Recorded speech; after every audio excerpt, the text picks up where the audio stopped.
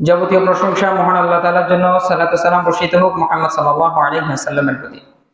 সম্মানিত মুসলিম کرام, আজকে পবিত্র জুমায় আমি খুতবার বিষয় হিসেবে যে বিষয়টা নিয়ে আপনাদের সম্মুখে আলোচনা করার ইচ্ছা পোষণ করছি সেটা হচ্ছে সন্তানের প্রতি পিতামাতার করণীয় কাজসমূহ। ইনশাআল্লাহ নির্দিষ্ট সময় খুবই সংক্ষিপ্ত আকারে এই বিষয়ে আলোচনা করব। ওমা তৌফিক ইল্লা বিল্লাহ, আলাইহি তাওয়াক্কালতু ওয়া ইলাইহি উনীব। সম্মানিত মুসলিম کرام, আপনারা ইতিমধ্যে জেনেছেন যে আমি গত জুমায় আলোচনা করেছিলাম যে পিতামাতার প্রতি সন্তানের করণীয় কাজ কি কি। তো এই সপ্তাহে এটার ঠিক উল্টো। আমি গত সপ্তাহে বলেছি যে ইনশাআল্লাহ যে সন্তানের প্রতি পিতামাতার কি কি কাজ আছে, কি কি করণীয় আছে সেটা নিয়ে বলবো। কারণ এটা বলার কারণ হচ্ছে যে আমাদের সমাজে উল্লেখযোগ্য একটা সমস্যা হচ্ছে পিতামাতা এবং সন্তান সন্ততি এই কেন্দ্রিক সমস্যা। আত্মীয়তার সম্পর্ক, প্রতিবেশীর সমস্যা তো আছেই, এটার চেয়ে বেশি যে সমস্যাটা দেখা যায় সেটা হচ্ছে আমাদের পারিবারিক কেন্দ্রিক সমস্যাগুলো। যে পিতার সাথে সন্তানের ভালো সম্পর্ক নাই, সন্তানের সাথে পিতার ভালো সম্পর্ক নাই, তারপরে মাতার সাথে সন্তানের কোনো সম্পর্ক নাই, সন্তানের সাথে মায়ের কোনো ভালো সম্পর্ক নাই।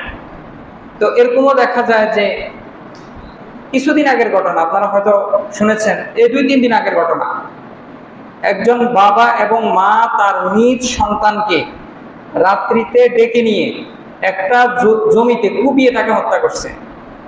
এটা এরকম না যে মনে করেন মানে অনিচ্ছাকৃত কিছু মেরে দিছে, মনে করেন হাতে বটি ছিল মেরে দিছে বা চাকু মেরে দিছে বা ভুলবশত হয়ে গেছে, না, প্রি প্ল্যান, আগে থেকেই প্ল্যান করছে। কার পরামর্শে জানেন? তার চাচির পরামর্শে। কেন? কারণ হচ্ছে প্রতিবেশীর সাথে তাদের জমি কেন্দ্রিক একটা সমস্যা আছে। আমি অনেক আগের ঘটনা বলতেছি না, 2-3 দিন আগের ঘটনা। প্রতিবেশীর সাথে তাদের জমির একটা সমস্যা ছিল, প্রায় মনে হয় 32 বিঘা জমি নিয়ে একটা সমস্যা। এখন এটা কিভাবে উদ্ধার করবে? তো তারা প্ল্যান করছে যে চাচি এটা পরামর্শ দিছে, প্ল্যান দিছে যে তুমি তোমার মেয়েকে, আল্লাহ আমাদেরকে হেফাজত করুন, তুমি তোমার মেয়েকে হত্যা করে তোমার প্রতিবেশীর নাম দিয়ে দাও। তাহলে কি প্রতিবেশী নিয়ে পুলিশ টুলিশ এরা ব্যস্ত থাকবে, তুমি ব্যাস এই ফাঁকে দিয়ে তোমার জমি উদ্ধার করতে পারবে। তো চাচির কথা শুনে পিতামাতা কি করছে, মেয়েকে রাত্রিতে, গভীর রাত্রিতে ডেকে নিয়ে একটা জমিতে, ওই জমির পাশে কি করছে, ভুট্টা খেতে নিয়ে তাকে কুপিয়ে কুপিয়ে হত্যা করছে, আঘাত দিয়ে দিয়ে তাকে হত্যা করছে। বুঝতে পারছেন? মানে এরকম না যে মনে করেন একটা আঘাতে তো কি মেয়ে চিৎকার করে উঠেছে, বাবা মা গো করে চিৎকার করে উঠে, এতে তারা ক্ষান্ত হয়নি। মুখ চেপে ধরে বাবা মা উভয়, সাথে চাচিও ছিল, তাকে নির্মম ভাবে, নির্দয় ভাবে তাকে কি করছে, হত্যা করছে। পরবর্তীতে যখন এটা তদন্ত করা হয়েছে, পরে চাচি প্রথমে স্বীকার করছে, মা বাবা প্রথমে স্বীকার হয়নি। পরবর্তী যখন রিমান্ডে নিছে তখন তারাও কি স্বীকার হয়েছে। দেখেন নিজ সন্তানের প্রতি কিরকম, যে এতদিন তো আমরা উদাহরণ দিতাম যে বাবা মা যেমনিই হোক অন্তত পক্ষে সন্তানের কি চায় না, অকল্যাণ চায় না। দেখবেন আমিও নিজেও দিতাম যে বাবা মা যদি মনে করেন বাবা চোর হয়, তারপরেও চায় কি তার ছেলে মেয়ে চোর না হোক। বুঝতে পেরেছেন? বাবা মা সুদ খায় বা অন্য কোনো হারাম কাজের ভিতরে তারা লিডার আছে, ইনভলভ আছে, মনে করেন মা হচ্ছে প্রতিটা খারাপ কাজ করে, তারপরও মা এটা চায় না যে তার মেয়ে কি হোক, প্রতিটা হোক। কিন্তু বর্তমান সময় জাহিলিয়াত, আরবের যে জাহিলিয়াত আছে, এটাকেও ফেল করে ফেলেছে, এটাকেও কি করে ফেলেছে, ফেল করে ফেলেছে। আল্লাহু আকবার। তো এজন্য তো আমি চিন্তা করলাম যে আসলে এই সম্পর্কগুলা পিতামাতার সাথে যে আমাদের মহাব্বত, ভালোবাসা যাতে বৃদ্ধি পায়, হ্যাঁ, তো এটার আমি গুরুত্ব জেনে বুঝে আপনাদেরকে ইনশাআল্লাহ কিছু বলার চেষ্টা করব। আপনারা একজন পিতা হিসেবে বা যদি আপনার সন্তান থেকে থাকে তাহলে তার সাথে তার এই যে অধিকারগুলো আছে এগুলো আদায় করার চেষ্টা করবেন ইনশাআল্লাহ। এগুলো হচ্ছে তার অধিকার, এগুলো আপনাকে আদায় করতেই হবে। মনে করেন দুনিয়াতে আপনি আদায় করলেন না, দুনিয়াতে হয়তো কি পার পেয়ে যেতে পারেন, কিন্তু কিয়ামতের দিন এর জন্য, প্রত্যেকটার জন্য আল্লাহ তাআলা আপনাকে জবাবদিহি করবে যে তুমি এটা কেন করো নাই তোমার সন্তানের সাথে, এটা তো তোমার উপর আবশ্যক ছিল, এটা তো তোমার উপর করণীয় ছিল, তুমি কেন করো নাই। তো আপনাকে যেন জিজ্ঞাসাবাদ, অন্তত পক্ষে যেন কি আপনার সন্তান, মনে করেন আপনি এই অধিকারগুলো আপনার সন্তানকে আপনি দিয়েছেন, আমি দিয়েছি, তারপরেও আমার সন্তান কি বকাটে হয়ে যেতে পারে কি পারে না, তারপরেও খারাপ হয়ে যেতে পারে। এটা আল্লাহ তাআলার ইচ্ছা। আল্লাহ তাআলা যাকে ইচ্ছে হেদায়েত দান করেন, যাকে ইচ্ছে তাকে পথভ্রষ্ট করেন। আল্লাহ তাআলা ইচ্ছা করলে কি মুসলমানের ঘর থেকেও কাফের পয়দা করতে পারে, আবার কাফের ঘর থেকেও কি মুসলিম পয়দা করতে পারে। ইব্রাহিম আলাইহিস সালামের বাবা, উনি কি এমন নেক আমল করছে? উনি কি মুশরিক ছিল? মুশরিক, টাটকা মুশরিক ছিল। কেউ কট্টর মুশরিক ছিল, সাধারণ মুশরিক না, সাধারণ মূর্তি পূজক না। ইব্রাহিম আলাইহিস সালামকে মুক্তির প্রতি তার ভালোবাসা এত অগাধ ছিল, শিরকের প্রতি তার ভালোবাসা এত অগাধ ছিল যে ইব্রাহিম আলাইহিস সালামকে তিনি ধমক দিচ্ছেন যে আমি তোমাকে অবশ্যই অবশ্যই পাথর মেরে হত্যা করব। ইব্রাহিম আলাইহিস সালামকে তার বাবা এরকম ধমক দিচ্ছেন। এরকম কট্টর মুশরিকের ঘরে মহান আল্লাহ তাআলা ইব্রাহিম আলাইহিস সালামের মতো তাওহীদপন্থী একজন নবী, সাধারণ মুসলিম না, একজন নবী পাঠাইছেন। তাহলে এটা আল্লাহ তাআলার ইচ্ছা, যে আল্লাহ তাআলা ইচ্ছা করলে কি কাফেরের ঘর থেকেও কি নবী, তাওহীদপন্থী মানুষ পাঠাইতে পারে। আবার নূহ আলাইহিস সালাম, আমরা জানি যে নূহ আলাইহিস সালাম ওনার কি একজন সন্তান কি ছিল? কাফের ছিল, নবীর সন্তান। তো আমরা এটা চেষ্টা করব যে যাতে আমাদের সন্তান যাতে কি আল্লাহ তাআলার হুকুম বাস্তবায়ন করে, একজন তাওহীদপন্থী বিদআত মুক্ত একজন মুসলিম হতে পারে, একজন বিশুদ্ধ নির্ভেজাল মুসলিম হতে পারে, এটা আমাদের প্রচেষ্টা থাকবে। কারণ মহান আল্লাহ তাআলা দেখেন, সন্তানের অনেক ক্যাটাগরি আছে। মহান আল্লাহ তাআলা পবিত্র কোরআনে বলছেন, এক ক্যাটাগরির ব্যাপারে মহান আল্লাহ তাআলা বলছেন কি যে ইন্নামা আমওয়ালুকুম ওয়া আওলাদুকুম ফিতনা, নিশ্চয়ই তোমাদের ধন সম্পদ এবং তোমাদের যে সন্তান আছে, ছেলে মেয়ে আছে, এগুলো হচ্ছে তোমার জন্য পরীক্ষা। ছেলেকে কথা বললে কথা শুনে না, ঠিক আছে, আপনি এদিকে যেতে বলে সে এদিকে যায়, আপনি এটা করতে বলে সে এটা করে, এটা হচ্ছে আপনার জন্য কি পরীক্ষা। আপনাকে আল্লাহ তাআলা মেধাবী সন্তান দিয়েছে, আল্লাহ তাআলা এটা দেখতে চায় যে আপনি আপনার সন্তানের এই মেধাকে কোথায় ব্যবহার করেন, এটা আপনার জন্য কি পরীক্ষা। দেখবেন এরকম আমাদের অনেক মা বাবা আছে না, যে যখন দেখে যে সন্তানদের প্রথমে কোথায় মাদ্রাসায় দেয়, যখন দেখে যে সন্তানের কি মেধা একটু ভালো, তখন সাথে সাথে ডাইভার্ট করে কোথায় নিয়ে যায়? স্কুলে নিয়ে যায়, যে এরা আমি বিজ্ঞানী বানাবো, এরা আমি ডাক্তার বানাবো, ইঞ্জিনিয়ার বানাবো। আর যখন দেখে যে ছেলেটা স্কুলে দিছে, মনে করেন তার দুষ্টামির জ্বালা যন্ত্রণা কি স্যাররা, মাস্টাররা, ম্যাডামরা থাকতে পারে না, হ্যাঁ, অতিষ্ঠিত হয়ে গেছে যে আপনার ছেলেকে আর পাঠাইয়েন না, তখন কোথায় দেয়? ওই মাদ্রাসার আবাসিকের ভিতরে দেয়। এরকম অহরহ দেখি। যেহেতু আমি আবাসিকে থেকেছি এবং একটা মাদ্রাসার সাথে সংশ্লিষ্ট আছি, প্রাইভেট মাদ্রাসার সাথে, এজন্য আমি দেখি যে আমাদের মাদ্রাসাতে বেশিরভাগ ছাত্রছাত্রী হচ্ছে কি যারা বাসায় কথা শোনে না, দুষ্টামি করে, বাবা মা অতিষ্ঠ হয়ে গেছে, আপনি 5,000 টাকা নেন, 6,000 টাকা নেন, তারপরও আমার সন্তানটারা রাখেন। বুঝতে পেরেছেন? এরা আমার কাছে রাখতে পারেন না, কারণ কথা শুনে না, বরং বাড়িতে থাকলে কি সে আর নষ্ট হয়ে যাবে। অন্তত পক্ষে এখানে দেখলাম অন্তত 5 ওয়াক্ত নামাজ পড়ে, টিভি মোবাইল থেকে তো দূরে থাকে, এটাই যথেষ্ট। বুঝতে পেরেছেন? তো এটা হচ্ছে কি, এই সন্তান সন্ততি হচ্ছে এক ক্যাটাগরি, যে আল্লাহ তাআলা বলছেন যে এই সন্তান সন্ততি হচ্ছে পরীক্ষা। তারপর আরেক ক্যাটাগরির ব্যাপারে মহান আল্লাহ তাআলা বলছেন যে ইয়া আইয়ুহাল্লাযীনা আমানু ইন্না মিন আজওয়াজিকুম ওয়া আওলাদিকুম আদুওয়াল লাকুম ফাহদারুহু। আরেক ধরনের সন্তান সন্ততির ব্যাপারে মহান আল্লাহ তাআলা বলছেন, নিশ্চয়ই হে ইমানদারগণ, নিশ্চয়ই তোমাদের কিছু কিছু স্ত্রী, মানে আমাদের মধ্য থেকে কারো কারো স্ত্রী, আবার কারো কারো সন্তান তোমাদের শত্রু, তোমাদের জন্য আযাব, দুনিয়াতেও আযাব, পরকালেও আযাব। বুঝতে পেরেছেন? এটা হচ্ছে কি 2 নাম্বার ক্যাটাগরি। তারপর মহান আল্লাহ তাআলা বলে ফাহজারুহুম, তাদের ব্যাপারে সতর্কতা অবলম্বন করো, তাদের ব্যাপারে সতর্ক থাকিও। মানে কি, যদি দেখেন যে আল্লাহ তাআলার বিরুদ্ধাচরণ করতেছে স্ত্রী, বলছে কি আজওয়াজুকুম আদুওয়াল লাকুম, তোমাদের কিছু স্ত্রী তোমাদের শত্রু, যদি দেখেন যে এরকম শত্রু আল্লাহ তাআলার নাফরমানি করতেছে, আপনার আনুগত্য করতেছেন না, সাথে সাথে কি প্রথমে বুঝাও, প্রয়োজনে বিছনা পৃথক করো, ইসলাম যেভাবে বলছে। এমনি না যে প্রথম দিনেই আপনি দেখলেন যে কি সে তার ভিতরে খারাপ কিছু দেখলেন, আপনি তাকে তালাক দিয়ে দিলেন, এরকম না। ইসলামিক তালাকের যেভাবে সিস্টেম আছে আপনি সেভাবে ফলো করে তাকে কি করে দেন? বিদায় করে দেন, যদি আপনার কথা না শোনে। কেননা এই কিয়ামতের দিন জান্নাতে যাওয়ার জন্য আপনার পথে বাধা হয়ে দাঁড়াবে আপনার এই স্ত্রী, যাকে ছাড়া আপনার ঘুম আসে না। এই স্ত্রী কি জান্নাতে যাওয়ার জন্য আপনার পথে কাটা হয়ে থাকবে। আল্লাহ তাআলা যেন বলে ফাহজারুহুম, তাদের ব্যাপারে সতর্কতা অবলম্বন করো। অনুরূপভাবে সন্তান সন্ততির ব্যাপারও, যখন সাবালক হয়ে যাবে, যদি দেখেন যে আপনার কোনো কথা, নাবালক পর্যন্ত আপনার দায়িত্ব তাকে আপনার কাছে রাখতেই হবে। যখন সাবালক হয়ে গেছে, ইসলামিক সিস্টেম অনুযায়ী, ইসলামিক নিয়ম অনুযায়ী যখন দেখতেছেন যে আপনার কথা শুনতেছে না, আলাদা করে দাও। তুমি তোমার হিসাব তোমার কাছে, তুমি যেমনি ইচ্ছা তুমি এমনি চলো। আমার ঘরে থাকতে হইলে সালাত করতে হবে, আল্লাহ তাআলার হুকুম আহকামের ভিতরে থাকতে হবে। বুঝতে পারছেন? এটাই হচ্ছে কি ফাহজারুহুম, তাদের ব্যাপারে সতর্কতা অবলম্বন করা। আরেকটা হচ্ছে তাদের নির্বাচনের ক্ষেত্রে কি সতর্কতা অবলম্বন করে। এটার ব্যাপারে মুফাসসিরিন কেরাম অনেক ব্যাখ্যা করেছেন, আমি সেদিকে যাচ্ছি না। তারপর আরেক ধরনের সন্তান সন্ততির ব্যাপারে মহান আল্লাহ তাআলা পবিত্র কোরআনে বলছেন যে রব্বানা হাব লানা মিন আজওয়াজিনা ওয়া যুররিয়াতিনা কুররাতা, মনে পড়ে না, আমল করে না, কুররাতা আয়ুন, যে আরেক ধরনের সন্তান সন্ততি স্ত্রীরা হচ্ছে কিরকম, কুররাতা আয়ুন, চোখ জুড়ানো, যারা দুনিয়ার জন্য আশীর্বাদ, পরকালের জন্য আপনার জন্য কল্যাণকর আশীর্বাদ। তো আমার আলোচনার আজকে এই টপিক হচ্ছে এটা, যে যাতে আমরা কিভাবে এই চক্ষু জুড়ানো স্ত্রী সন্তান পেতে পারি, বিশেষ করে সেদিকে কি আমার ইঙ্গিত থাকবে। যে অনেক সময় আমরা এটা দেখি যে আমাদের সন্তানের সাথে, একটু আগে বললাম যে ভালো সম্পর্ক না, এটার কারণ আছে। আপনি আজকে এইগুলো শুনবেন, শুনে আপনি চিন্তা করবেন যে আপনি কোনটা মিস করছে। এটা আমি জানি অনেকের, আরে আমি নিজেও অনেক কিছু জানতাম না, বুঝতে পেরেছেন? এই আলোচনা করার আগে আমি নিজেও কি কিছু জিনিস আমিও জানতাম না যে এটা যে ইসলামের একটা বিধান। তো এখানে যারা অনেক মানুষ আছে যারা ইসলাম প্র্যাকটিস করে না, চর্চা করে না, পড়াশোনা করে না, তারা কিভাবে জানবে? তো আপনি একটু আজকে শুনবেন কারণগুলা, হ্যাঁ, সন্তান সন্তানের প্রতি আপনার কি করণীয় আছে, কি দায়িত্ব আছে সেটা শুনবেন, এবং কি চিন্তা করবেন যে আপনার সন্তান সন্ততি, শুধু আমরা সন্তানের দোষ দিই যে আর হলো আর কথা শুনে না, হ্যাঁ, হিমি করলে হিমি, যে আপনি একটু নিজেকে চিন্তা করেন যে আপনার কি দোষ ছিল, আপনার পক্ষ থেকে কি ত্রুটি ছিল, আপনি আগে সেটা আইডেন্টিফাই করুন। তারপর দেখেন রাসূল সাল্লাল্লাহু আলাইহি ওয়াসাল্লাম আপনাকে এটা কেন করতে হবে? রাসূল সাল্লাল্লাহু আলাইহি ওয়াসাল্লাম বলছেন যে আলা কুল্লুকুম রাঈন, সাবধান, তোমরা প্রত্যেকেই দায়িত্বশীল।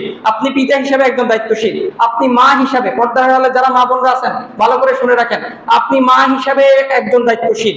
তারপর রাসূল সাল্লাল্লাহু আলাইহি ওয়াসাল্লাম বলছেন কুল্লুকুম রাঈন ওয়া কুল্লুকুম মাসউলুন আন রাঈয়াতি, তোমাদের প্রত্যেককে তার যে দায়িত্ব আছে সেটা সম্পর্কে জবাবদিহি করতে হবে।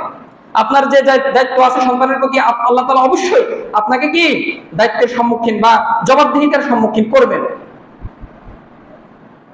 তো সন্তানের প্রতি পিতামাতার কি দায়িত্ব আছে? প্রথম যে দায়িত্ব সেটা হচ্ছে আপনি আপনার সন্তানের প্রতি যে দায়িত্ব, হয়তো আপনি অবাক হবেন, 1 নম্বর যে দায়িত্ব সেটা হচ্ছে উত্তম জীবন সঙ্গী নির্বাচন করা। আপনার সন্তান আসার আগে আপনি স্ত্রী কেমন নির্বাচন করতেছেন? আপনি যদি ওই ক্যাটরিনা কাইফ মার্কা যদি একটা মেয়েরে যদি আপনার বউ বানান, আপনি কি আশা করেন যে আপনার এই ক্যাটরিনা কাইফ মার্কা বউ থেকে, এই প্যাডের থেকে হাসান বসরি রাহিমাহুল্লাহর মতো মুহাদ্দিস ফকিহ তৈরি হবে? এটা আপনি কখনো স্বপ্ন দেখতে পারেন?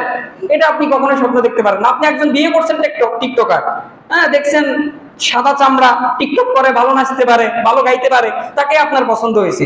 তো আপনি এই গাছ থেকে আপনি কখনো এটা আশা করতে পারেন না যে আপনার সন্তান নেককার হবে, সালাউদ্দিন আইয়ুবী রাহিমাহুল্লাহ হবে, আওরঙ্গজেব রাহিমাহুল্লাহর মতো সন্তান আপনি এটা আশা করতে পারেন না। আমার সন্তান সন্ততি কথা শুনবো কেমনে? আপনার তো মূল গোড়াই ঠিক নেই। আপনি যদি আম গাছ লাগায় যদি জাম্বুরের আশা করেন, এটা কখনো সম্ভব নাকি ভাই? হ্যাঁ, হয়তো অলৌকিক হয়ে যেতে পারে, অলৌকিক আল্লাহ তাআলার পক্ষ থেকে সবকিছুই সম্ভব, কিন্তু আল্লাহ তাআলার একটা প্রসেস আছে, সাধারণ নিয়ম আছে, সাধারণ একটা সুন্নাত আছে। আপনি আম গাছ লাগালে এখান থেকে আমও, এখান থেকে কি হবে? আমই হবে। তা আপনি বিয়ে করছেন টিকটকার মার্কা বউ, তা আপনার ওইখান থেকে এটাই হবে। অনুরূপ ভাবে মা বোনকে বলতেছি, আপনি যদি বিয়ে করেন যে শুধু টাকা পয়সা দেখে, শুধু টাকা পয়সা, সুদের মাধ্যমে টাকা ইনকাম করুক না ঘুষের মাধ্যমে টাকা ইনকাম করুক, আপনি সেটা দেখতেছেন না। তো আপনি এটা কিভাবে আশা করেন যে আপনার এই ছেলে সে মদখোর হবে না, গাঁজাখোর হবে না, সে সুদের থেকে বিরত থাকবে? আপনি এটা কিভাবে আশা করতে পারেন? আপনার ছেলে কি, আপনার হাজবেন্ড আপনি ভালো নির্বাচন করতে পারেন না। এটা শুধু যে স্বামীদের জন্য উত্তম স্ত্রী নির্বাচন করা এটা না, এটা নেককার স্ত্রীর জন্য কি উত্তম স্বামী নির্বাচন করা এটাও। তো প্রথম 1 নম্বর করণীয় কি? আপনার সন্তানের প্রতি করণীয় হচ্ছে তাকে একজন মা উপহার দেওয়া, একজন দিনদার নেককার মা উপহার দেওয়া। অনুরূপ ভাবে একজন মায়ের দায়িত্ব কর্তব্য হচ্ছে তাকে উত্তম একজন আদর্শবান চরিত্রবান বাবা উপহার দেওয়া। এটা হচ্ছে আপনার সন্তানের প্রতি প্রথম করণীয়, 1 নম্বর।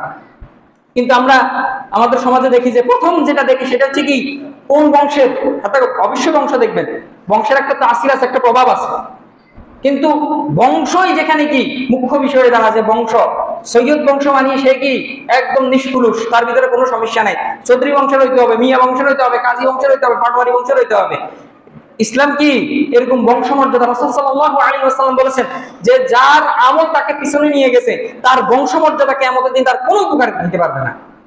রাসূল সাল্লাল্লাহু আলাইহি ওয়াসাল্লাম বলেছেন। তো 1 নম্বর করণীয় কি ভাই? আপনার সন্তানকে নেককার মা বা নেককার বাবা উপহার দেওয়া, এটা হচ্ছে আপনার প্রথম করণীয়। দুই নম্বর যেটা সেটা হচ্ছে যে এটা আমরা অনেকে হয়তো জানি না, আল্লাহ আমাদেরকে হেফাজত করুক, যে শয়তান থেকে, শয়তান যাতে আসর না করে সেই জন্য একটা দোয়া আছে।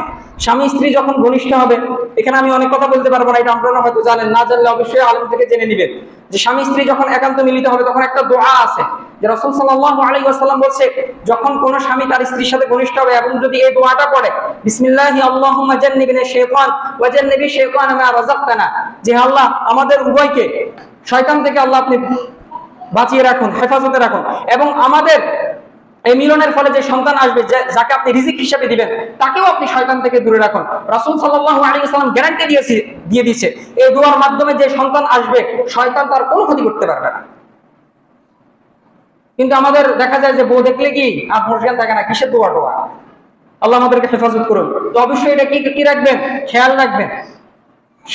পুরুষ মানুষ একটু এইসব দিকে একটু আবেগ বেশি থাকে, একজন নারীরও কি কর্তব্য হচ্ছে স্বামীকে এটা স্মরণ করে দেবো, আবার স্ত্রীও কি করতে পারে, এটার উপর আমল করতে পারবে। ব্যাপারটা এরকম না যে স্বামী এটার উপর আমল করবে, মুহাদ্দিসিনে কেরাম বলে স্ত্রীও কি করতে পারে, এটার উপর আমল করতে পারে। আশা করি বিষয়টা বুঝেছেন। তো দুই নম্বর বিষয় হচ্ছে কি, শয়তান থেকে, এটা হচ্ছে ওই কিসের মতো, ওই দেখবেন যখন সন্তান যখন ভূমিষ্ঠ হয় দেখবেন আগে কি দেয়, একটা টিকা দেয়, ঠিক না? এটা কেন দেয়? যে যাতে তাকে আগে রোগ জীবাণুগুলো কি করতে না পারে, আক্রমণ করতে না পারে। এটা কি এরকম যে রোগ জীবাণু আক্রমণ করার পরে আপনি টিকা দেন না, তো বুস্টার ডোজ আপনাকে কি করতে হবে, আগের থেকে তৈরি করে রাখতে হবে, যাতে কি শয়তান তার কোনো ধরনের কোনো ক্ষতি করতে না পারে। এটা হচ্ছে দুই নাম্বার। তিন নাম্বার যে করণীয় সেটা হচ্ছে যে সন্তান যখন মায়ের গর্ভে চলে আসবে, এটা মায়ের কর্তব্য বেশিরভাগ ক্ষেত্রে, যে মাকে অবশ্যই নেক আমলের ভিতরে থাকতে হবে। আপনার সন্তান, আপনি যদি সন্তানকে গর্ভে ধারণ করে যদি স্টার জলসা দেখেন, হ্যাঁ স্টার রংসা দেখেন, ওই আপনার সন্তানও কি এটা শুনতে পায়, যে আওয়াজগুলা, যে ঝগড়ার যে বিষয়গুলো, এগুলো কি সন্তান শুনতে পায়। এগুলা কোনো আমি কল্প কাহিনী বলতেছি না, এগুলো বৈজ্ঞানিকভাবে সত্য। ভারতের একজন মহিলা, তার সন্তান এরকম এমন ক্রাইম করছে যে এটা আগে কেউ করে নাই, এর আগে কেউ করে নাই। তো উনার মাকে যখন এরকম বলছে, তো তখন উনার মা একটা কারণ বলছে, যে আমি যখন আমার সন্তান যখন আমার গর্ভে ছিল, তখন আমি এরকম ক্রাইম রিলেটেড বই পড়তাম, গল্প উপন্যাসের বই পড়তাম ক্রাইম রিলেটেড, তখন আমার এগুলো কেন জানি ভালো লাগতো। তো মা যে পড়তো, এটার প্রভাবটা কার মধ্যে গেছে, সন্তানের মধ্যে গেছে। তো মা সন্তান যখন গর্ভে চলে আসে, আপনি হয়তো মনে করতেছেন যে দূরে এই তো গর্ভে আছে, কোনো সমস্যা নাই, কি আনন্দ করার জন্য বা নিজের যে রিল্যাক্সেশন ফিল করার জন্য, নিজের যাতে হতাশা না থাকে, কষ্ট না থাকে, এই জন্য ফিল করার জন্য আপনি ছবি দেখতেছেন, তারপরে ফেসবুক স্ক্রলিং করতেছেন, নাটক সিনেমা দেখতেছেন, গান বাজনা দেখতেছেন, এটার প্রভাব আপনার সন্তানের মধ্যে কি আসর করবে, প্রভাব পড়বে। তো এই জন্য গর্ভাবস্থায় অবশ্যই করণীয় হচ্ছে কি, নেক আমল করা, গুনাহ থেকে বিরত থাকা। এখন মা বোনরা একটু চিন্তা করে দেখেন যে আপনার কি আমলটা আসলে কি হচ্ছে কিনা, আপনার সন্তান যে আসছে আপনি কি এটা করেছেন কিনা, আপনার সন্তান যখন আপনার গর্ভে ছিল। সন্তান গর্ভ থাকা অবস্থায় এরকম কত মা আছে যে কি তার গীবতে শেষ হয় না, যদি গীবত যদি লিখতে দেয় মনে হয় যেন সারা পৃথিবীটাকে কি করবে, লেখে শেষ করে ফেলবে, তারপরও কি তার গীবত শেষ হয় না। এটার প্রভাব কি আপনার সন্তানের উপর কি পড়বে, আপনার প্রত্যেকটা গুনার প্রভাব আপনার সন্তানের উপর পড়বে। আল্লাহ আমাদেরকে হেফাজত করুন। 4 নম্বর যেটা করণীয় সেটা হচ্ছে কি দেওয়া, সন্তান যখন ভূমিষ্ঠ হয়ে যাবে আমরা কি করি, যাই আগে টোকাই, বলা না ওই বলা হয়েছে না মাইনে হয়েছে, যাইয়ে মতো কি যদি মেয়ে হয় কি বিয়ে করিয়ে আনছি, হ্যাঁ কি মাইয়া বিয়ে করিয়ে আনছি, যে শুধু মাইয়াই হয়। আল্লাহ আমাদেরকে হেফাজত করুক। একটা কথা আপনাদেরকে বলে রাখি, এটা হয়তো আপনাদের সমাজে দেখতে পারে, সন্তান ছেলে হবে না মেয়ে হবে, ইসলামিক দৃষ্টিকোণ থেকে হচ্ছে এটা সম্পূর্ণভাবে কার ইচ্ছা, আল্লাহর ইচ্ছা। এবার আপনাকে বৈজ্ঞানিক সত্যতার কথা বলি, সন্তান যদি মনে করেন ছেলে হচ্ছে মেয়ে হচ্ছে, এটা মায়ের কোনো দোষ নাই। বিজ্ঞান আজকে বলে এটার কার দোষ নাই, মায়ের কোনো দোষ নাই, এটা দোষ হচ্ছে সম্পূর্ণভাবে পিতার। এটা বৈজ্ঞানিকভাবে সত্য। আপনার কারণে আপনার সন্তান মেয়ে হচ্ছে, আপনার কারণে আপনার সন্তান ছেলে হচ্ছে। তো যদি ব্লেম করতে হয়, যদি দোষারোপ করতে হয়, বাবাকে করবেন। শ্বশুর বাড়ির লোকজন কি যদি এরকম মেয়ে হয়েছে কি যাই মতো ধরে এর ফিরে শুরু করবেন যে তোর কারণে মেয়ে হয়েছে। যদি বেশি এরকম তেড়িমেড়ি করে, সকল পুরুষদেরকে সাইজ করা দরকার। কোরআনে কঠোরভাবে নিষেধ করছে, যেটা হচ্ছে এরকম জাহেল অপদার্থ, যখন মেয়ে সন্তানের সুসংবাদ দেওয়া হয় তখন কি তাদের ভ্রুটা কুঞ্চিত হয়ে যায়, তখন তাদের কি মন খারাপ হয়ে যায়। আল্লাহ তাআলা আমাদেরকে এরকম জাহিলিয়াত থেকে হেফাজত করুন। তো সন্তান যখন 4 নাম্বার যেটা বলতেছিলাম সেটা হচ্ছে সন্তান যখন আসবে তখন সাথে সাথে কি করতে হবে, তার কানে আজান দিতে হবে। কিছু কিছু মুহাদ্দিসিনে কেরাম বলে তার ডান কানে আজান দিতে হবে, বাম কানে ইকামত দিতে হবে। তবে আমি গবেষণা করে বা আমার পড়াশোনা অনুযায়ী আমি যেটা দেখলাম যে ইকামতের যে হাদিসটা আছে এটা জয়ীফ হাদিস। তবে কেউ যদি আমল করে আমি এটাকে বিদআত বলবো না, যেহেতু অনেক মুহাদ্দিসিনে কেরাম অনেক ফুকাহায়ে কেরাম এটা আমল করেছেন। তো আমার কাছে যেটা সঠিক মনে হয় সেটা হচ্ছে যে যখন সন্তান আসবে তখন তার ডান কানে কি করতে হবে, শুধু ডান কানে আজান দিতে হবে। আজান যেভাবে দেয় সেভাবে কি করতে হবে, আজান দিতে হবে। আর আজান পিতাও দিতে পারে, এরকম না যে ওই মসজিদ থেকে কি হুজুর ভাড়া করে আনে টাকা পয়সা দিয়ে তাকে আজান দিতে হবে, এরকম না। আপনার বংশের ভিতরে যদি কোনো নেককার মানুষ থাকে বা আপনিও কি ইচ্ছা করলে আজান দিতে পারেন, হুজুর হইতে হবে বিষয়টা এমন কোনো কিছু না। এটা হচ্ছে 4 নাম্বার। তারপরে 5 নাম্বার যেটা সেটা হচ্ছে তাহনিক করা। তাহনিক মানে বুঝেন দেখি, তাহনিক শব্দটা প্রথম কে কে শুনছেন দেখি হাত তোলেন তো, যে আমি আজকে প্রথম শুনছি তাহনিক। অনেকে আছেন যে সবাই আগে থেকে শুনছেন তাহনিক শব্দটার সাথে পরিচিত আপনারা? আচ্ছা, অনেকেই শুনেন না, এটা লজ্জা পাওয়ার কিছু নাই। আমি নিজেও কি নতুন শুনছি, ঠিক আছে। তো তাহনিক মানে হচ্ছে যে সন্তান যখন আসবে, খেজুর আছে না, খেজুরকে একটু চিবাই নরম করে সন্তানের মুখে কি করা, লালাতে বা ঠোঁটে কি একটু করে বুলিয়ে দেওয়া। মনে করেন খেজুর পান নাই বা খেজুর বাচ্চার পেটে চলে যেতে পারে, সমস্যা হতে পারে, এই জন্য কি করতে পারেন, মিষ্টি জাতীয় বা মধু জাতীয় কোনো কিছু দিয়ে কি করবেন, নিজের থেকে একটু লাগাই নিজের লালাটা কি করে দিবেন, সন্তানের লালায় লাগাই দিবেন। এটা সবচেয়ে ভালো হয় যদি নেককার ফরজগার কোনো মানুষ হয়, মুহাদ্দিসিনে কেরাম এটাই বলেছেন। আর আপনি যদি মনে করেন মাশাআল্লাহ আপনি সালাত পড়েন, হ্যাঁ, তারপরে সুন্নতের উপর আপনার আমল আছে, আল্লাহর কোনো নাফরমানি করেন না, যদি এরকম আত্মবিশ্বাসী হন আপনিও করতে পারেন। সন্তানের হিসাবে আমি মনে করি সন্তানের জন্য পিতা করাই কি উত্তম। কারণ এখন তো আমাদের সমাজ ব্যবস্থা, আল্লাহ আমাদেরকে হেফাজত করুক, হুজুরদের ভিতরে বেশিরভাগ, আমি সবার কথা বলতেছি না, লোক ঢুকে গেছে যে কিছু আমল করতে হবে, এর জন্য কি দাঁড়াই থাকে, আমারে কিছু দেন না, আমারে কিছু দেন না। তো আপনার যদি এরকম কোনো সমস্যা থাকে দরকার নাই, আপনি নিজেই করেন, কি করেন, তাহনিক করেন। তাহলে 4 নাম্বার হচ্ছে কি করবেন, যখন সন্তান আসবে আজান দিয়ে দিবেন, তারপরে কি করবেন, তাহনিক করবেন, বুঝতে পারছেন? খেজুর চিবাই দিবেন, আর না হলে মধু একটু নিজের লালার সাথে লাগাই দিয়ে তারপরে তার ঠোঁটে লাগাই দিবেন বা তার জিহ্বাতে লাগাই দিবেন, যাতে ভিতরে এটা পৌঁছে যায়। তারপরে 6 নাম্বার যেটা সেটা হচ্ছে সন্তানের উত্তম নাম রাখা। আমরা তো বুঝে গেছি শুধু নাম রাখা, আনকমন নাম টোকাই। আমরা কি যখন সন্তান আসে যে এমন নাম টোকায়, ওই তুকাজ জীবানু নাম টোকায়, ঠিক আছে, তুকাজ জীবান, সন্তানের নাম রাখছে কি তুকাজ জীবান, কোরআনে আছে ফাবিআইয়ি আলাই রাব্বিকুমা তুকাজ জীবান। তুকাজ জীবান মানে কি মিথ্যুক, কেউ 2 মিথ্যুক। তুকাজ জীবান মানে হচ্ছে কি কয়জন মিথ্যুক, 2 মিথ্যুক। একজন মিথ্যুক দিয়ে হইতেছে না, 2 মিথ্যুক লাগবে, ঠিক আছে। ওই কোরআনে শুনছে তুকাজ জীবান, কত সুন্দর, বারবার আল্লাহ তাআলা বলছে, কিন্তু এটার অর্থ কি সেটার দিকে আর খেয়াল নাই। সন্তানের নাম রাখছে কি তুকাজ জীবান। তো মানে যত আনকমন রাখা যায়, বর্তমানে আমাদের ট্রেন্ড চলতেছে এটা। আল্লাহ আমাদেরকে হেফাজত করুক। রাসূল সাল্লাল্লাহু আলাইহি ওয়াসাল্লাম বলছেন যে কিয়ামতের দিন তোমাদের নাম এবং তোমাদের পিতার নামে তোমাদেরকে ডাকা হবে, বুঝতে পারছেন? আপনি যদি আপনার ছেলের নাম যদি জন্টু রাখেন, আপনাকে বলবে এ জন্টু বিন আব্দুল্লাহ, যদি চিঙ্কু রাখেন চিঙ্কু বিন আব্দুল্লাহ, ঠিক আছে। তো দেখেন এই মজলিসের ভিতরে আমি যদি একজনকে ডাকি, আবার নাম রাখি কি রকি, রকি তো ভাই এখন কোন কুত্তার নাম রকি রাখে, আমি আর কিভাবে বলবো, নাম রাখে রকি, এটা কোনো নামের ভিতরে পড়ে। তারপরে কি নাম রাখে, চন্টু রাখে, জিন্টু রাখে, আরো কত ধরনের নাম, মানে এইগুলার কোনো অর্থ নাই। আমি ডিকশনারিতে খুঁজি, কিছু কিছু নামের কোনো অর্থই পাই না, বুঝতে পারছেন? তো রাসূল সাল্লাল্লাহু আলাইহি ওয়াসাল্লাম বলেন যে তোমরা যখন নাম রাখবে সবচেয়ে উত্তম নাম কি আব্দুল্লাহ এবং আব্দুর রহমান। আপনি আরো নাম রাখতে পারেন, ঠিক আছে, আব্দুর রহিম রাখতে পারেন, হ্যাঁ, আব্দুল জব্বার রাখতে পারেন, হ্যাঁ। তো এভাবে কি আপনি নাম রাখতে পারেন। তারপরে কি রাসূল সাল্লাল্লাহু আলাইহি ওয়াসাল্লাম আরো বলেছেন যে যখন তোমরা নাম রাখার সময় নবীদের নামে তোমরা কি নাম রাখো। আপনি যদি আনকমন নাম রাখতে চান, ঈসা আলাইহিস সালাতু ওয়াস সালামের নামে নাম রাখেন। মুসা আলাইহিস সালাতু ওয়াস সালামের নামে আমাদের সমাজে আছে না নাই? আছে। দাউদ আছে, ইব্রাহিম আছে, ইসমাইল আছে। তো আপনি এটা কি বলে ঈসা আলাইহিস সালাতু ওয়াস সালামের নামে নাম রাখেন। ঈসা আলাইহিস সালাতু ওয়াস সালাম আমাদের সমাজে যেটা দেখা যায় না, ঈসা নামের কাউকে আপনি শুনছেন, আমি এখন পর্যন্ত ঈসা নামের কাউকে দেখিনি, হয়তো কাউকে শুনবেন। তো আপনি আনকমন নাম যদি রাখেন, নবীদের নামে আপনি আনকমন রাখেন না। তারপর সাহাবায়ে কেরাম, হ্যাঁ, তাবেঈন, তাদের নামে নাম রাখেন, আয়েশা রাখেন, তারপরে কি এই আবু হুরায়রা রাখেন, হুযায়ফা রাখেন, আরো কত ধরনের নাম আছে, আপনি সেগুলো রাখেন। তো কিয়ামতের দিন এটা শুধু খেয়াল রাখবেন যে আপনার কি নামে এবং আপনার বাবার নামে কিয়ামতের দিন আপনাকে ডাকবে, ঠিক আছে, ক্লাসের ভিতরে দেখবেন, আমার মনে আছে যখন কলেজে মানে ছিলাম, তো এরকম কিছু আনকমন নাম ছিল। তো স্যার যখন খাতা দিত, মানে মনে করেন পরীক্ষা দিছে না, তো তাদের নাম যখন ডাকতো সাথে সাথে বলা মেয়ে কি হাসা শুরু করতো। অথচ বছরের শেষ পর্যন্ত তাদের নাম দেখলেই কি ছেলেমেয়েরা হাসা শুরু করে। তো দেখেন কিয়ামতের এত বড় একটা মজলিসের ভিতরে আপনার নাম ধরে ডাকলো, এবার বুঝেন মজলিসের সবাই কি কিরে এটা কে, চিন্টু কি। এর জন্য উত্তম নামে কি রাখবেন, নাম রাখবেন। এটার জন্য নাহলে কিয়ামতের দিনে আপনাকে লজ্জিত হইতে হবে। আর ইমাম নববী রাহমাহুল্লাহ একটা কথা বলেছেন যে তোমরা উত্তম নাম রাখো, কেননা প্রত্যেক ব্যক্তির ভিতরে তার নামের একটা তাসির আছে, একটা প্রভাব আছে। বুঝতে পারছেন, একটা প্রভাব আছে। আপনারা ইচ্ছে করলে, হ্যাঁ আমি তো নিয়ত করছি আল্লাহ যদি আমাকে ছেলে সন্তান দান করে, আমি আমার সন্তানের নাম রাখবো আওরঙ্গজেব ইনশাআল্লাহ।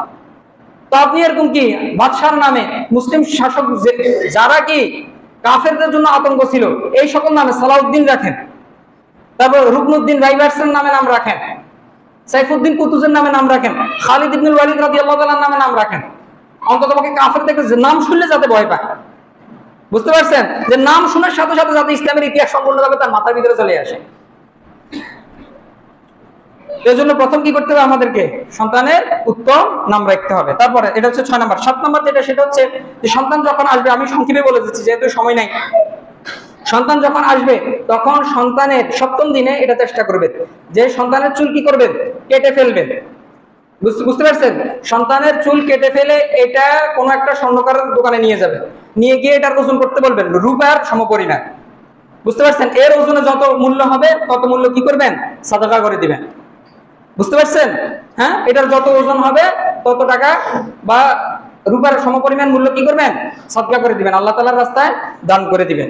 1000 হইতে পারে, কারো কারো 1500 হইতে পারে, এরকম একটা অ্যামাউন্ট, যেহেতু এখন এগুলোর দাম বাড়ছে তারপর হতে পারে। এটা রাসূল সাল্লাল্লাহু আলাইহি ওয়াসাল্লামের আমল দ্বারা সাব্যস্ত। ফাতিমা রাদিয়াল্লাহু তাআলা এবং হাসান এবং হুসাইন রাদিয়াল্লাহু তাআলা, এটা হাদিস সহিহ। শুআইব আল-আরনাউত রাহিমাহুল্লাহ এই হাদিসটাকে হাসান বলেছেন, যেগুলোর উপর আমল করতে পারে। যে ফাতিমা রাদিয়াল্লাহু তাআলা হাসান এবং হুসাইন রাদিয়াল্লাহু তাআলা আনহুমা, উনাদের দুইজনের ক্ষেত্রে এরকম করছেন যখন ওনারা জন্মগ্রহণ করছেন। তারপর 8 নাম্বার যেটা, সেটা হচ্ছে কি আকিকা করা। রাসূল সাল্লাল্লাহু আলাইহি ওয়াসাল্লাম বলেছেন যে প্রত্যেক সন্তান আকিকার বিনিময়ের সাথে সম্পৃক্ত, আকিকার বন্ধনের সাথে তার সম্পর্ক আছে। তো তোমরা 7ম দিনে আকিকা করো এবং নাম রাখো। 7ম দিনে কি করো, তোমরা আকিকা করো এবং নাম রাখো। এই ব্যাপারে একটা আলোচনা রাখা যায় আকিকার ব্যাপারে। তো আমি বেশি কথা বলতেছি না। অনেক বলে যে ভাই 7ম দিনে 21 দিনে করা যায় কিনা, অনেকে বলছে 14 দিনে করা যায়। তো সবচেয়ে সুন্নাহ পদ্ধতি হচ্ছে আপনি কততম দিনে আকিকা করবেন, 7ম দিনে আকিকা করবেন। এটা কোন হিসাবে 7ম দিন, হিজরি আরবি মাসের হিসাবে 7ম দিন করবেন। ইংরেজি না, অনেক ইংরেজি করে, ইংরেজি করলে হয়তো 8 দিন হয়ে যাবে, নাহলে 6 দিন হয়ে যায়, এরকম উল্টাপাল্টা হয়ে যায়। এর জন্য চেষ্টা করবেন আরবি মাস অনুযায়ী 7ম দিন গণনা করা। তারপরে মনে করেন আপনি এটা জানলেন যে আপনার আকিকা আপনার পিতামাতা করে নাই, কারণ অনেক আছে যে পিতামাতাও জানে না যে আকিকা করতে হয়, আছে না? বা মনে করেন ভুলে গেছে, আপনি এটা বড় হয়েছেন, বড় হয়ে জানলেন যে আপনাকে আকিকা করে নাই, আপনি বড় হয়ে নিজে আকিকা করতে পারেন। অনেক মুহাদ্দিসিনে কেরাম এই ব্যাপারে ফতোয়া দিয়েছে, ফয়সালা দিয়েছে। বুঝতে পেরেছেন? তারপরে এটা হচ্ছে কি 8 নাম্বার হচ্ছে আকিকা করা। আকিকার ক্ষেত্রে ছেলের জন্য কয়টা ছাগল, 2টা। মোরগ করলে হবে না, মনে করেন পশু করলে নাম জানলেন পশু, আপনি যদি মোরগ করেন, গরু করেন, হবে না। কয়টা করতে হবে, ছাগল জাতীয় যত কিছু আছে, ছাগল জাতীয়, মনে করেন ভেড়া আছে, এটাও তো ছাগলের একটা শ্রেণী, ভেড়া দিয়েও করতে পারেন।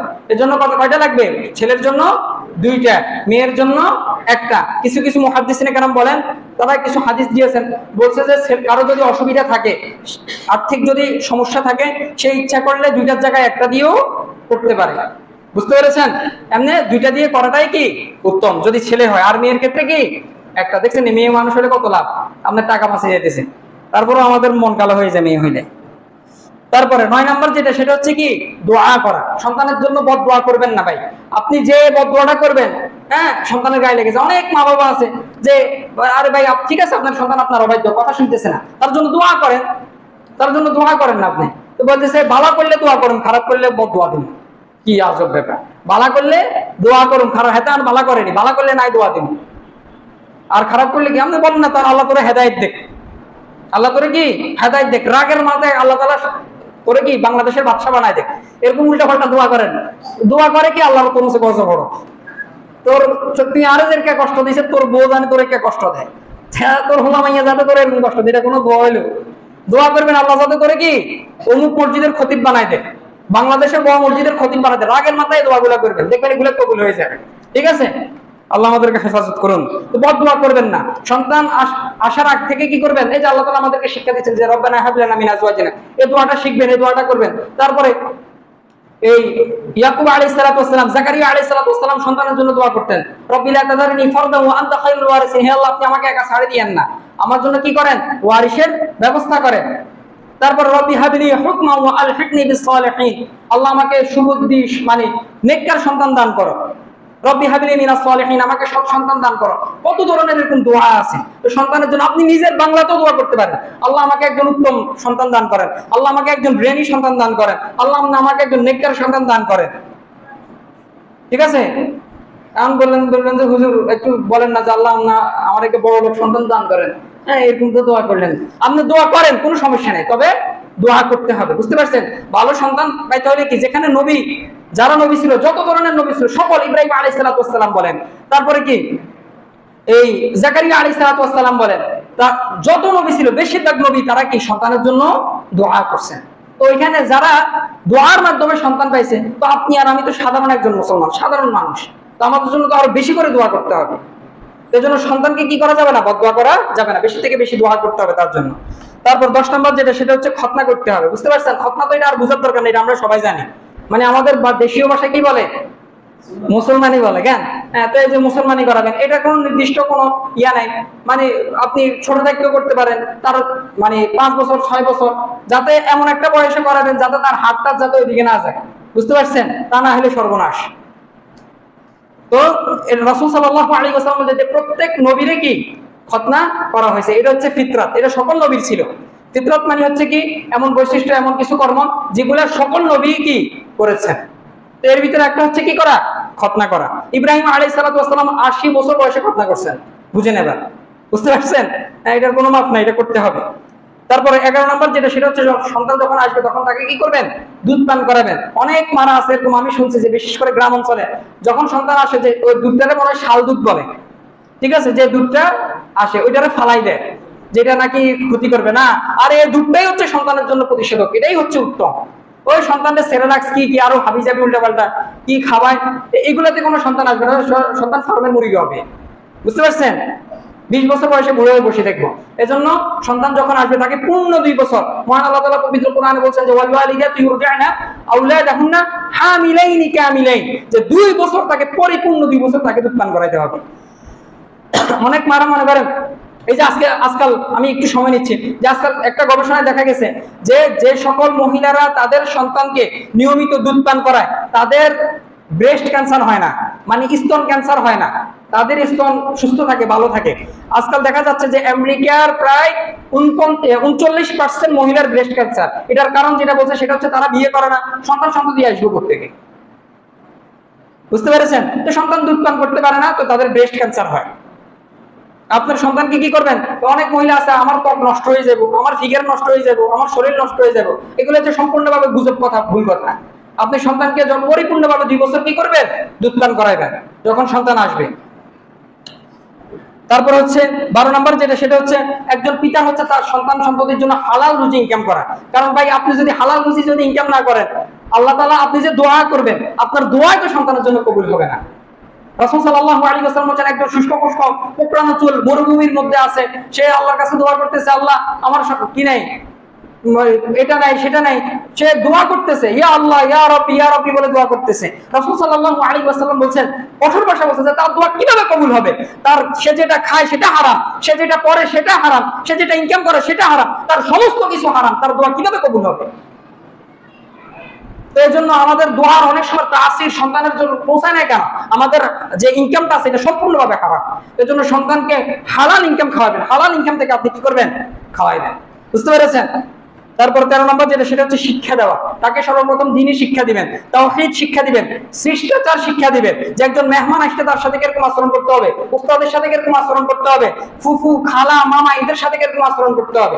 আজকে আমাদের সন্তানদের, আমাদের বাচ্চাদের দেখা যায় যে মামার সাথে যেমনি এমনি কথা বলে, চাচার সাথে যেমনি এমনি কথা বলে, মনে হয় যেন কি তার শত্রু। তার বড় চাচা তাকে গালিগালাজ ছাড়া তার সাথে কথাই বলে না।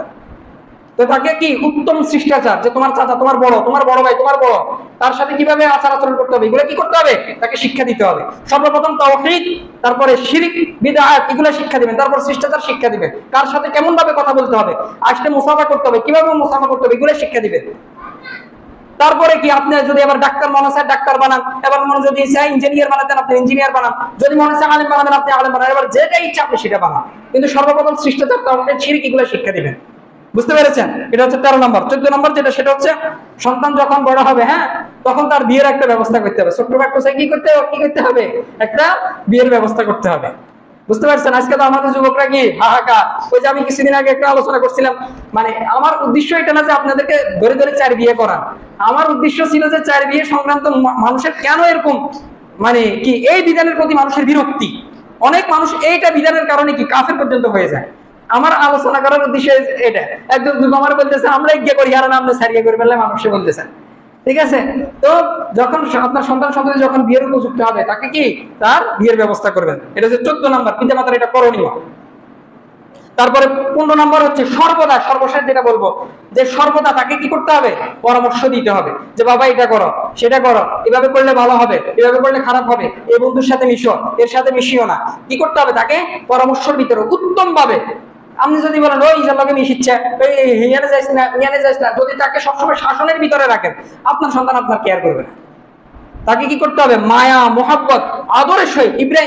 লুকমান আলাইহিস সালাতু ওয়াস সালাম যেভাবে তার সন্তানকে মায়া মোহাব্বত সম্পর্কে তাওহীদ শিক্ষা দিচ্ছেন, মায়া মোহাব্বত, ইয়া বুনাইয়া, হে আমার সন্তান, হে আমার বৎস, হে আমার কলিজার টুকরা, লা তুশরিক বিল্লাহ, আল্লাহ তাআলার সাথে কাউকে শরীক করিও না। এরকম সন্তান সন্ততি পরামর্শ দিতে হবে কি, এরকম মায়া মমতা নিয়ে আপনার পরামর্শের ভিতরে, আপনার কথার ভিতরে, যাতে সন্তান এটা মনে না করে আমারে কি করতেছে, ডমিনেট করতেছে, আমারে শাসন করতেছে, আমার উপরে জোর খাটাইতেছে।